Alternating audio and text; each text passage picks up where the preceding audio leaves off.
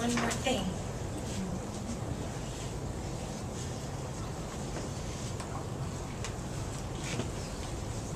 We started including images in our work in stealth, and thanks to Charles, you can actually see those images in the book, and that's not something that everybody would have allowed us to do, and we really appreciate that. And so, we have started a new collaboration which is going on daily for the last 6 months or something, I don't know, it's insane. And we've got a lot of images. We're just including images all over the place. We have like over 100 pages, and we're out of control, totally. But really, it's really fun. We only have a couple of images to show you. Yeah. So we're going to try and show you some images as we're reading. I'm not sure how this is going to work. Right here. So this is a very small section of the new book. Doesn't have a title yet. We're going to read sections 13, 14, and 15. Step up.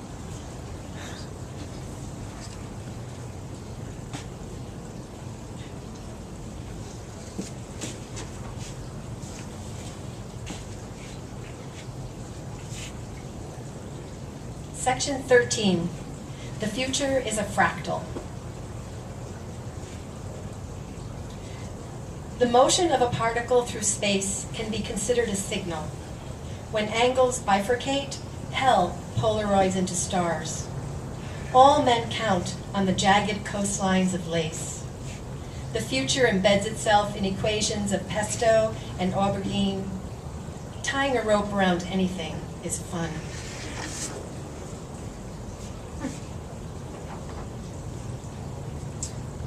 If you look closely, you will see a chair, and closer again a room, and closer again a house, and closer again a block, and closer again a town, and closer again a river.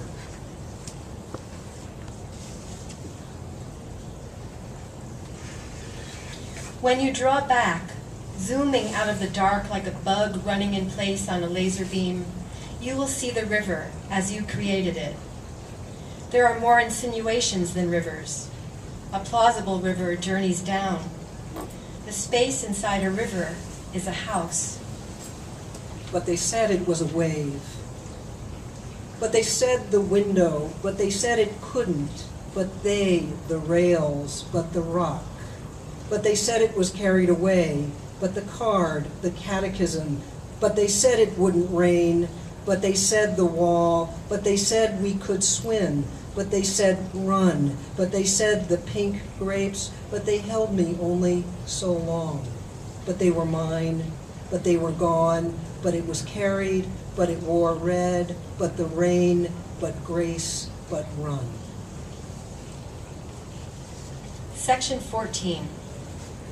Two men sit in Riverside Park by an urn marking a grave erected to the memory of an amiable child. He was St. Clair Pollock, who at 5 fell from these rocks to the Hudson River below on July 15, 1797. I became a polygamist. I became a cross dealer. I became a channeler, a prophet. I was accidentally mixed up. I was banned in Canada. I was illegally situated. I was living in the subjunctive. I was boundaried by barbed wire. I became a scatological classic.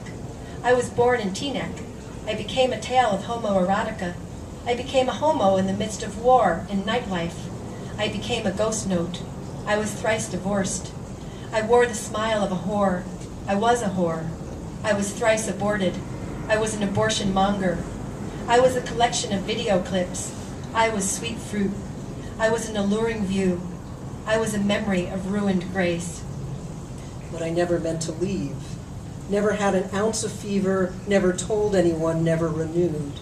But I never cried, never left my shoes, never feared the current, never flapped my arms. But I never said goodbye, never fought the rush, never had my father's watch, never conceived, but I never floundered, never thought twice, never picked nits, never troubled mom. but I never stood, never knew the future, never conceived, never once a ruin. Two men sit in Riverside Park by an urn marking a grave. They are thoughtful, bouldered.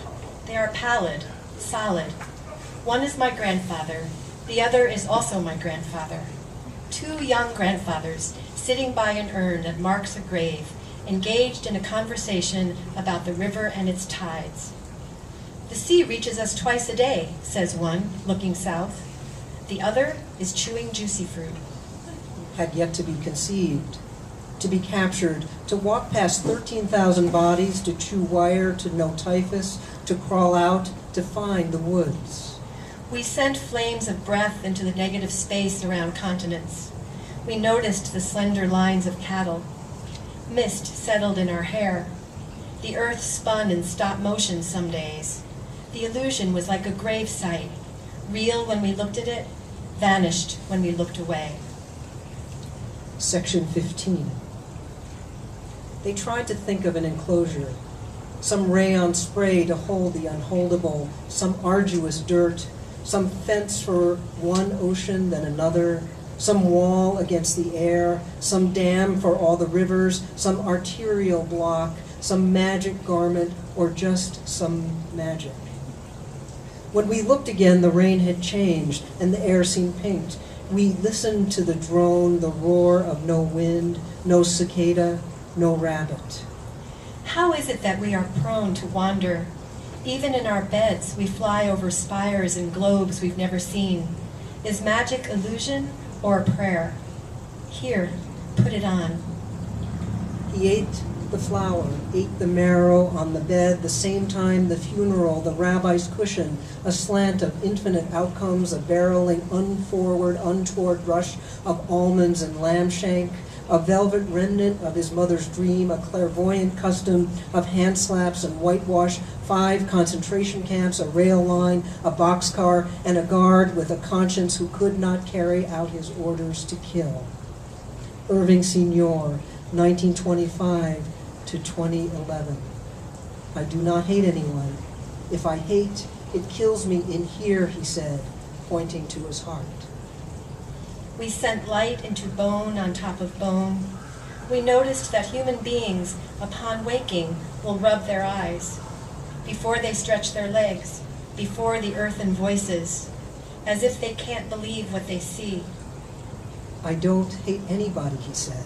Keep this close, an amulet. That is why I live so long. Thank you. Thank you.